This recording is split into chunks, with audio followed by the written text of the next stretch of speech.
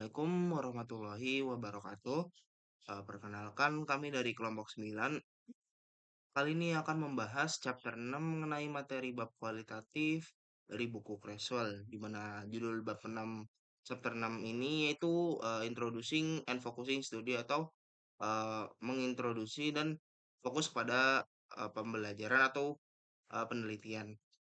Di sini sebelumnya perkenalkan kami terlebih dahulu. Saya Bagas Hendrawan dengan NP Mahir 248.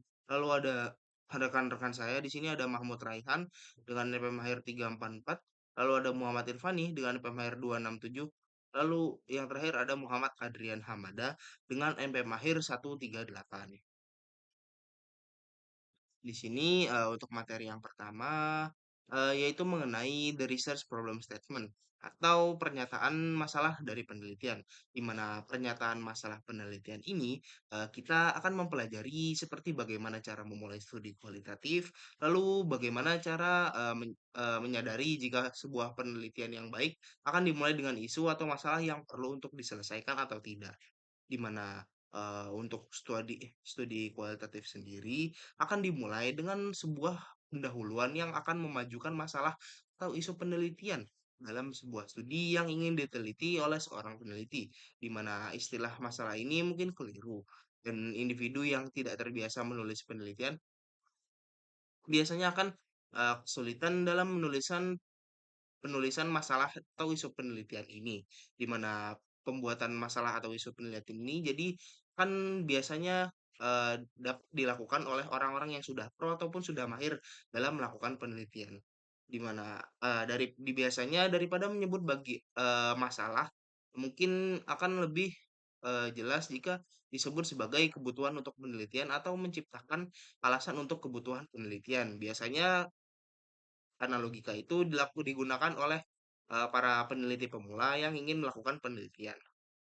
Lalu tujuan dari masalah penelitian dalam penelitian kualitatif ini yaitu untuk memberikan alasan atau kebutuhan untuk mempelajari isu atau masalah tertentu, di mana akan ada pembahasan masalah penelitian dari memulai studi kualitatif ini. Di mana yang jelas jika kita memulai studi kualitatif maka akan membahas masalah-masalah yang akan diteliti terlebih dahulu lalu mengkajinya dan mengolahnya secara lanjut. Namun pada penelitian ini masalah penelitian yang sebenarnya dibingkai dalam beberapa komponen dalam paragraf pembuka dalam studi kualitatif biasanya akan cenderung baik, di mana biasanya akan dianalisis bagaimana seperti paragraf pembuka akan mengilustrasikan bagaimana paragraf pembuka ini dapat mensangkut pautan dengan salah satu dari 5 pendekatan yang ada di bab awal, di mana kelima pendekatan ini akan berguna untuk menentukan bagaimana paragraf pembuka dari penelitian itu tersebut. Di mana biasanya seorang peneliti akan memulai gagasannya untuk menyusun pendahuluan yang baik dari studi awal tentang bagian pembuka dalam artikel penelitian yang baik dari 5 studi komponen tersebut. Selanjutnya di sini yaitu masih terkait research problem statement, yaitu di sini mengenai 5 pendekatan utama yang dilakukan untuk melakukan pendekatan studi kualitatif.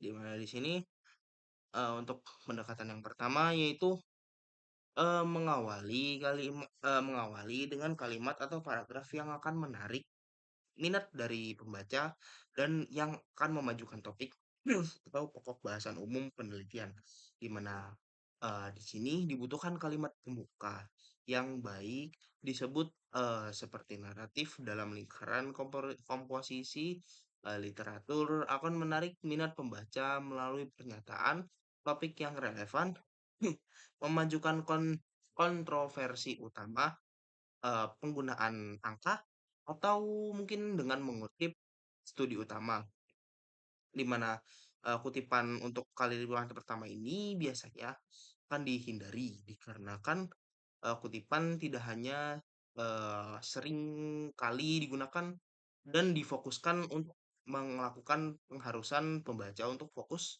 pada gagasan utama pada kutipan tersebut. Akan tetapi penggunaan kutipan ini juga akan membutuhkan sebuah fitur pengantar, dan pengantar yang tepat, di mana lanjutan setelah kalimat pertama untuk memajukan diskusi umum tentang topik yang dibahas, yaitu mengenai topik pada penelitian yang akan dibahas tersebut. Lalu untuk yang kedua yaitu mengenai pembahasan masalah atau isu penelitian yang mengarah pada kebutuhan akan penggunaannya penelitian, di mana pembaca sendiri secara awal akan hanya perlu diberitahu tentang isu atau perhatian yang akan direncanakan untuk bahas dalam proyek kualitatif, di mana jika kita ulik-ulik lagi sebelumnya, proyek kualitatif ini biasanya dilakukan dengan melakukan wawancara. Lalu cara lain untuk membingkai masalah penelitian yaitu dengan menganggap bahwa ini sebagai argumen di mana mengapa topik yang ingin diteliti yaitu penting. Di mana dengan cara ini maka dapat menyajikan kepada pembaca pentingnya suatu penelitian ini.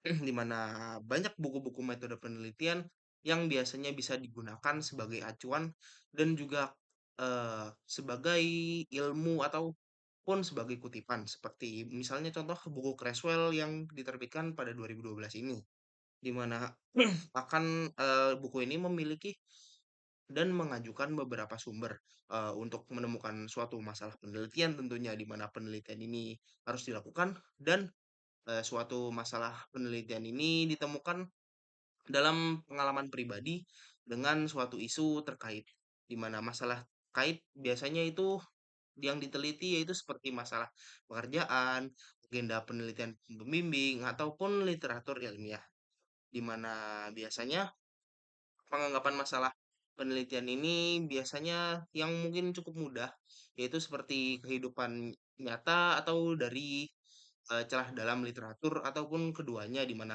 biasanya kedua hal itu biasanya sering digunakan untuk penelitian kualitatif ini. Contohnya seperti Creswell sendiri sangat suka untuk melakukan penelitian terkait dengan story life atau kehidupan nyata. Lalu masalah kehidupan nyata ini biasanya bisa berupa mahasiswa yang berjuang dengan identitas etnis mereka, seperti bab kemarin itu terkait mahasiswa yang berjuang dengan etnisnya itu etnis Tionghoa dan melakukan perantauan ke Amerika, ataupun eh, mereka dipaksa dikarenakan tuntutan teman, keluarga, dan sekolah, di mana jika mereka tidak bisa beradaptasi dengan masalah tersebut, maka bisa saja akan terjadi bullying. Di mana contohnya yaitu studi Chen pada bab kemarin yang dilakukan pada 2010, di mana individunya ini berjuang untuk memahami penyakit AIDS atau HIV. Lalu kebutuhan sebuah studi juga berasal dari kekurangan atau celah tertentu dalam literatur ilmiah yang ada, di mana para penulis biasanya menyebutkan celah ini di bagian penelitian masa depan, atau biasanya di bagian awal, yaitu bagian pendahuluan studi mereka yang telah dipublikasikan, di mana pendahuluan ini sangat-sangat penting tentunya untuk penelitian kualitatif. Sebagaimana yang dikemukakan oleh Barit pada 1986, rasionalnya bukanlah penemuan unsur-unsur baru seperti dalam studi alami ilmiah, melainkan peningkatan kesadaran terkait pengalaman-pengalaman yang telah dilupakan dan diabaikan, dengan meningkatkan kesadaran dan menciptakan sebuah dialog yang diharapkan penelitian dapat mengarah pada pemahaman yang mungkin akan lebih baik tentang bagaimana sesuatu eh, tampak bagi orang lain, dan melalui wawasan tersebut akan mengarah kepada perbaikan dalam praktik. Itu adalah kutipan yang disebutkan oleh Barit pada tahun 1986. Lalu selain dialog dan pemahaman juga, studi kualitatif dapat mengarah pada pemahaman yang mendalam, lalu bisa mengisi kekosongan dalam literatur yang ada, ataupun membangun alur pemikiran baru, atau juga bisa mengangkat suara individu-individu yang biasanya terpinggirkan dalam masyarakat kita, seperti tadi etnis yang tadi yaitu perlu mengangkat suara individu-individu etnis minoritas kepada kaum mayoritas, ataupun dengan menilai suatu isu dengan kelompok atau populasi yang kurang diteliti. Lalu selanjutnya di sini terdapat sebuah tabel. Ini merupakan contoh tabel masalah penelitian di mana terdapat 4 topik, yaitu topik yang pertama yaitu masalah penelitian, topik kedua yaitu bukti dari literatur, eh, bukti literatur pembenaran masalah, lalu yang ketiga yaitu kekurangan bukti, dan topik yang keempat yaitu terkait pentingnya program untuk para pembaca ataupun pendengar dari studi kualitatif tersebut. Di mana untuk topik masalah penelitian, di sini kita topiknya itu menjelajahi konsepsi dan kesalahpahaman tentang merokok remaja di sekolah menengah atas. Di sini yaitu analisa kasus berganda, di mana penggunaan tembakau merupakan penyebab utama kanker di masyarakat Amerika, menurut McGinnis, di mana meskipun merokok di kalangan orang dewasa telah menurun dalam beberapa tahun terakhir. Namun angka tersebut justru meningkat di kalangan remaja di Amerika Serikat pada tahun 1993 tersebut. Lalu Pusat Pengendalian dan Pencegahan Penyakit melaporkan jika merokok di kalangan siswa sekolah menengah atas telah meningkat dari 27,5% pada 1991 menjadi 34,8% pada 1995. Jika tren merokok ini tidak dibalik secara drastis, maka akan diperkirakan 5 juta anak di negara Amerika ini pada akhirnya akan meninggal dunia secara prematur, yang dimana ini merupakan teori dari Pusat Pengendalian dan Pencegahan Penyakit pada tahun 1996. Lalu bukti dari literatur pemberian masalah ini yaitu penelitian sebelumnya tentang penggunaan tembakau pada remaja berfokus pada 4 topik utama. Beberapa penelitian telah mengkaji pertanyaan tentang pemulihan merokok pada remaja dengan mencatat bahwa permulaan penggunaan tembakau dimulai sejak SMP, di mana penelitian lain juga berfokus pada pencegahan merokok dan penggunaan tembakau di sekolah. Penelitian ini telah menghasilkan berbagai program dan intervensi pencegahan berbasis sekolah. Misalnya penelitian Sussman dan Burton, Stacy, dan Flay pada 1995. Lalu juga lebih sedikit penelitian yang mengkaji upaya berhenti atau perilaku berhenti merokok di kalangan remaja. Sebuah kontras yang mencolok dengan penelitian eksistensi tentang pemberhentian merokok pada orang dewasa. Konteks sosial dan pengaruh sosial dari merokok juga menarik bagi para peneliti yang mempelajari penggunaan tembakau pada remaja. Misal pada penelitian Ferro dan Chesen dan Presson pada 98 misalnya, kebiasaan merokok di kalangan remaja dapat terjadi dalam situasi yang berhubungan dengan pekerjaan, di rumah jika satu atau lebih orang tua atau pengasuh merokok, di acara sosial remaja atau di area yang ditetapkan sebagai tempat merokok aman di dekat sekolah menengah atas. Lalu untuk kekurangan buktinya yaitu perhatian penelitian yang minim telah diserahkan pada konteks sekolah menengah atas sebagai tempat untuk mengkaji penggunaan tembakau remaja. Selama sekolah menengah atas, siswa membentuk kelompok sebaya yang dapat berkontribusi eh, dapat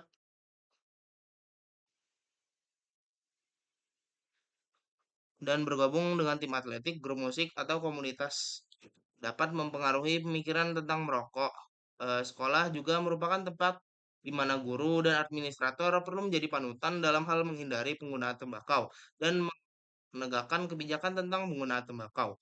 Lalu studi yang ada tentang penggunaan tembakau remaja terutama bersifat kuantitatif yang dengan fokus pada luaran dan model trans sentioris. Namun ini mitigasi kualitatif memberikan pandangan rinci tentang siswa dengan kata-kata mereka sendiri, analisis kompleks dari berbagai perspektif dan konteks sekolah spesifik dari berbagai sekolah menengah atas yang membentuk pengalaman siswa dengan tembakau. Lalu untuk pentingnya program ini untuk kalangan masyarakat yaitu dengan mengkaji berbagai konteks sekolah ini menggunakan penelitian kualitatif dan melibatkan siswa Sebagai rekan peneliti, kita dapat lebih memahami konsepsi dan kesalahpahaman yang dimiliki remaja tentang penggunaan tembakau di sekolah menengah atas. Dengan pemahaman ini, para peneliti dapat mengisolasi variabel dan mengembangkan model perilaku merokok dengan lebih baik, di mana administrator dan juga guru dapat merencanakan intervensi untuk mencegah atau mengubah sikap terhadap merokok, dan pejabat sekolah dapat membantu dengan program penghentian atau intervensi merokok. Jadi, untuk penelitian kualitatif dari rokok merokok di sekolah menengah atas tersebut, intinya yaitu penelitian kualitatif ya akan memberikan manfaat yang lebih untuk, pembaca dari penelitian tersebut ataupun pendengar, di mana nantinya pendengar mungkin akan bisa mendapatkan manfaat setelah melihat penelitian dari penelitian kualitatif tersebut. Baik, di sini saya akan melanjutkan menjelaskan mengenai the research problem statement, yaitu mengenai ringkasan secara singkat bukti terbaru. Nah, literatur ilmiah yang telah membahas pada penelitian yang akan diteliti. Adakah yang pernah mempelajari masalah ini secara langsung, atau adakah eh, yang pernah mempelajari masalah ini secara umum dengan membahas topik yang berkaitan erat. Nah, meskipun terdapat perbedaan pendapat mengenai seberapa luas tinjauan pustaka yang diperlukan sebelum sebuah penelitian dimulai, merujuk pada perlunya meninjau pustaka agar seseorang dapat memberikan alasan untuk masalah tersebut dan memposisikan penelitiannya dalam literatur yang ada tentang topik tersebut. Selanjutnya, menunjukkan bagaimana literatur atau diskusi terkini kurang memahami masalah tersebut. Sebutkan beberapa alasan seperti metode pengumpulan data yang tidak memadai, kebutuhan akan penelitian, atau penelitian yang tidak memadai. Disinilah di bagian kekurangan dalam pendahuluan, informasi yang berkaitan dengan salah satu dari 5 pendekatan kualitatif dapat disisipkan. Nah, kemudian diskusikan bagaimana khalayak atau pemangku kepentingan akan mendapatkan manfaat dari studi yang akan membahas masalah tersebut. Pertimbangkan berbagai jenis khalayak dan jelaskan untuk masing-masing jenis khalayak. Nah, bagaimana mereka akan mendapatkan manfaat dari studi tersebut. Khalayak ini bisa berupa penelitian lain, pembuat kebijakan, praktisi di bidang ini, ataupun para mahasiswa. Oke, itu mengenai the purpose statement. Nah, atau lebih kita kenal yaitu pernyataan tujuan, yaitu sebuah pernyataan yang memberikan tujuan atau maksud utama atau peta jalan untuk penelitian. Nah, di sini tujuan pernyataan itu ada beberapa. Yang pertama, si penulis itu mengidentifikasi pendekatan kualitatif spesifik yang digunakan dalam penelitian ini dengan menyebutkan jenisnya. Mungkin bisa nama pendekatan ataupun pengumpulan data dan penulisan laporannya. Kemudian penulis ini juga mengodekan bagian tersebut dengan kata-kata yang menunjukkan tindakan peneliti dan fokus pendekatan penelitiannya. Misalnya, saya mengaitkan kata-kata tertentu dengan penelitian kualitatif seperti memahami pengalaman ataupun memahami makna yang dikaitkan, begitu. Kemudian, penulis ini juga mengidentifikasi fenomena sentral atau fenomena yang terpusat. Nah, fenomena sentral adalah satu konsep sentral yang dieksplorasi atau dikaji dalam studi penelitian. Kemudian penulis ini juga meramalkan partisipan dan lokasi penelitian. Apakah partisipan adalah satu orang atau beberapa orang atau satu kelompok ataupun satu lokasi dalam contohnya di sini ada program tertentu atau ada acara tertentu atau ada aktivitas tertentu. Nah, ini merupakan tabel yang berisi kata-kata yang digunakan dalam pengodean pernyataan tujuan. Yang pertama yaitu naratif studi, kemudian ada cerita, kemudian ada pencerahan, pengalaman hidup, dan kronologi. Kemudian ada fenomenologi. Ada fenomenologi menggambarkan pengalaman, arti, dan esensi. Kemudian ada grounded theory, kemudian mengembangkan proposisi, proses, substantif teori. Nah, kemudian ada etnografi,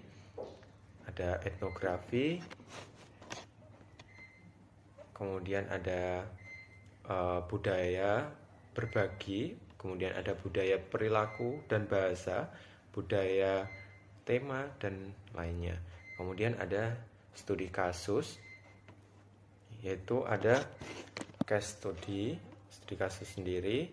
Kemudian Baik, selanjutnya adalah the research questions, yaitu ada role of research questions. Tujuannya adalah dalam penelitian kualitatif, research questions berfungsi untuk mempersempit purpose statement menjadi arah penelitian yang lebih fokus. Berbeda dari purpose, pertanyaan penelitian biasanya dituliskan secara terpisah, terutama pada tesis dan disertasi, karena fungsinya adalah memberi batasan eksplorasi yang jelas. Pertanyaan ini juga digunakan untuk memberi sinyal pendekatan kualitatif apa yang dipakai. Misalnya, apakah studi ingin menggali makna, proses, pengalaman, atau budaya tertentu. Dengan kata lain, research questions menjadi penentu area mana yang akan benar-benar digali selama penelitian. Lalu ada central questions, yaitu komponen utama dari research questions adalah central questions. Pertanyaan ini bersifat terbuka, terus berkembang, dan tidak mengarahkan pada jawaban tertentu. Oleh karena itu, biasanya dimulai dengan kata what atau how, bukan why, agar fokusnya tetap pada eksplorasi fenomena. Peneliti dianjurkan merumuskan hanya satu overarching central questions. Pertanyaan ini harus sangat luas, mencakup keseluruhan fokus penelitian, dan menjadi payung bagi semua proses pengumpulan data. Central question juga harus mencerminkan pendekatan kualitatif yang dipakai. Misalnya, jika pada fenomenologi, pertanyaannya menggali meaning dari pengalaman. Pada ground theory, pertanyaannya berfokus pada proses. Pada etnografi, pertanyaannya bersifat deskriptif tentang budaya. Pada naratif, menggali cerita atau pengalaman hidup, sedangkan pada case study, pertanyaannya mengarah pada deskripsi respons atau fenomena dalam suatu kasus. Contohnya seperti pertanyaan tentang identitas etnis, makna penyakit, proses gaya hidup, nilai budaya, atau respons terhadap suatu insiden kampus. Lalu ada sub-questions. Setelah central questions ditetapkan, peneliti kemudian mengembangkan sub-questions. Jumlahnya kecil, biasanya 5 sampai 7, dan seluruhnya bertujuan memecah central question menjadi bagian-bagian yang lebih spesifik. Sub-questions tetap bersifat terbuka dan dimulai dengan what atau how.